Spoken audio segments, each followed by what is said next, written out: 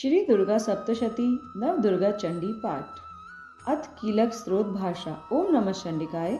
मार्कंडेय जी बोले, शुद्ध ज्ञान ही जिनका शरीर है और तीनों वेद ही तीन दिव्य चक्षु हैं, जो सुख प्राप्ति के हेतु हैं तथा अपने मस्तक पर अर्धचंद्र का मुकुट धारण करते हैं, उन भगवान शिव को नमस्कार है। मंत्रों का जो अभी कीलक है, अर्थात मंत्रों की सिद्धि में विघ्न बाधा उपस्थित करने वाली शाप रूपी कीलक का जो निवारण करने वाली है, उस स्रोत को संपूर्ण रूप से जानना व समझना चाहिए। यद्यपि इसके अतिरिक्त अन्य मंत्रों के जप में भी जो सतत लगा रहता है, वह भी कल्याण का भागी होता है। उसके भी उच्चाटन आदि कर्म सिद्ध होते हैं तथा समस्त दुर्लभ पदार्थों व वस्तुओं की प्राप्ति हो जाती है। तथापि जो केवल इस स्रोत से ही देवी की स्तुति करते हैं, उनकी स्तुति मात्र से ही देवी सिद्ध हो जाती है। उन्हें अपनी कार्य सिद्धि के लिए मंत्र, औषधि तथा अन्य किसी साधन के प्रयोजन की आवश्यकता नहीं रहती।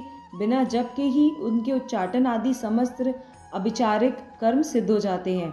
शिवजी ने लोगों को सर्व सिद्धियां बिना परिश्रम किए प्राप्त हो जाने की शंका से इस सब शुभ को कील दिया। लोगों की शंका को सामने रख करके भगवान और चंडिका के इस स्रोत को गुप्त कर दिया। इसके पाठ से अक्षय पुण्य की प्राप्ति होती है। अन्य मंत्रों का जाप करने वाला पुरुष भी यदि इस स्रोत के जप का अनुष्ठान कर ले तो वह भी पूर्ण रूप से कल्याण का भागी होता है। इसमें नाम मात्र भी संदेह नहीं है। जो साधक कृष्ण पक्ष की चतुर्दशी अथवा अष्टमी को एकाग्र मन से भगवती की सेवा में अपना सर्वस्व समर्पित कर देता है और फिर उसे प्रसाद रूप से ग्रहण करता है, उसी पर भगवती प्रसन्न होती है, अन्यथा नहीं। इसी प्रकार सिद्धि के प्रतिबंधक रूप कीलक के द्वारा महादेव जी ने इस स्रोत को कीलित कर रखा है। जो पूर्व कथित रीति से निष्कीलन करके इस सप्तशती स्रोत का प्रतिदिन स्पष्ट उच्चारण पूर्वक पाठ करते हैं, वह मनुष्य सिद्ध हो जाता है, वही देवी का पार्षद होता है और वही गंधर्व भी होता है।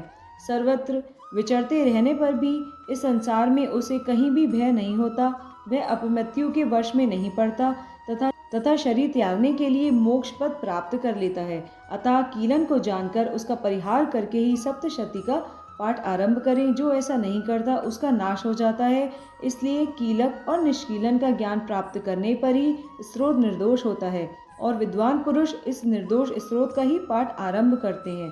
स्त्रियों में जो कुछ भी सौभाग्य आदि दृष्टिगोचर होता है, वह सब देवी के प्रसाद का ही फल है। अतः इस कल्याण में स्रोत का सदा जप करना चाहिए। इस स्रोत का मंद स्वर से पाठ करने पर अल्प फल की प्राप्ति होती है और उच्च स्वर से पाठ करने पर स्वल्प फल की प्राप्ति होती है।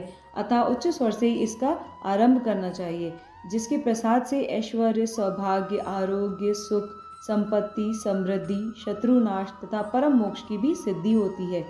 उस कल्याण में जगदम्बा की स्तुति मनुष्य क्यों नहीं करते। इति कीलक स्रोत भाषा संपूर्णम।